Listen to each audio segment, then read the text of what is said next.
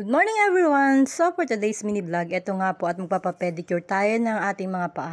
Kasi nga guys, parang almost 2 months na itong hindi nalilinis itong mga paa ko. So as you can see guys, at ito nga po at pinapapedicure ko na yung aking mga paa dito sa kaibigan ko.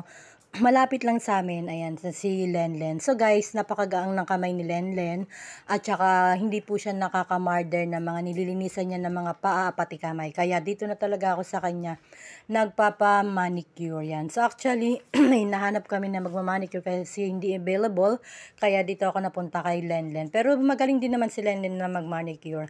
In fairness naman sa kanya. So ito na nga po at ninenel cutter niya na po yung mga kuko ko kasi guys, ayaw ko nang mahaba ang kuko sa paa kasi parang I'm not comfortable at the same time parang madali siyang pasukan ng mga lupa-lupa, ganyan, lalo na pa nakatsinelas ka. So ayoko nung parang hindi ako komportable. So ito na nga po at isa-isa niya na pong ninenel cutter yung mga kuko ko sa paa kasi nga ayoko nang mahaba yung kuko. So as you can see, ito na nga po at isa-isa niya na tong binawasan yung mga kuko ko rito sa paa. Ayan, paulit-ulit. Ayan.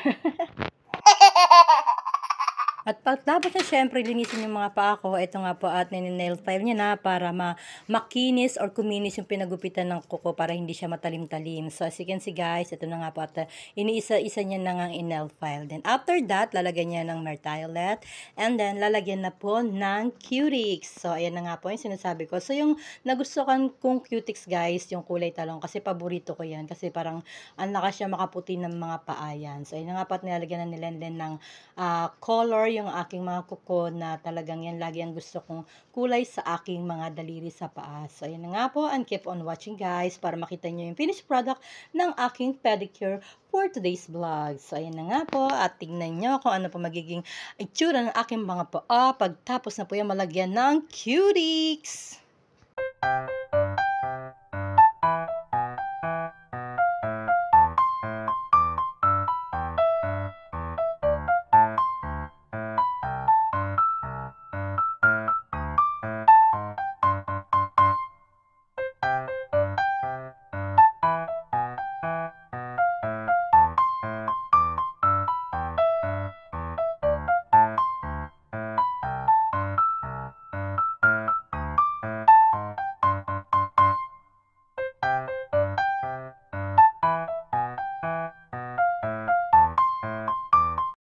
At yan, nalagyan na po ng first coating. Siyempre may second coating pa po yan para lalo pong lumabas yung kulay ng kulay eggplants. As you can see guys, at eto nga po at iniisa-isa niya po ulit to na lagyan ng pangalawang coating ang ating mga daliri sa paa. As you can see guys, at na nga po at nagmumukha ng paa yung paa ko na kaganina ay parang kala mo paa ng ano lang talaga, hindi nakachinelas lagi. So ayan nga po at malapit na yung ating finished product. Finished product talaga, hindi. Malapit na matapos yung dilinis ng paa ko kasi nga super excited ako guys dahil talagang nagmukha na talagang malinis yung aking mga daliri sa paa. So, ayan na nga po. Malapit na siya. At pagkatapos po niyan, malalagyan po yan ng natural and then yung parang pang-dry po ng Cutix para madali po siyang matuyo. At saka yung mga daliri ko pala guys dito sa paa, hindi po siya masyadong ma-ingrown, hindi po siya masyadong maraming dry skin yan. So, napakadali lang po linisin ng mga daliri ko sa paa. Bukod sa cute na, madali lang siyang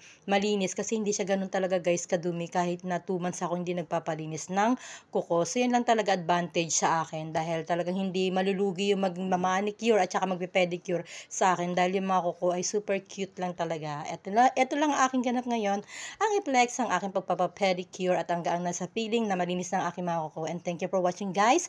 Please don't forget to follow me and subscribe. And thank you for watching guys. Have a nice days and thank you for watching. So, ito na ang ating finished products. Nilalagyan na siya ng natural para po kuminang-kinang yung ating mga daliri or yung ating mga kuko dito. Wow!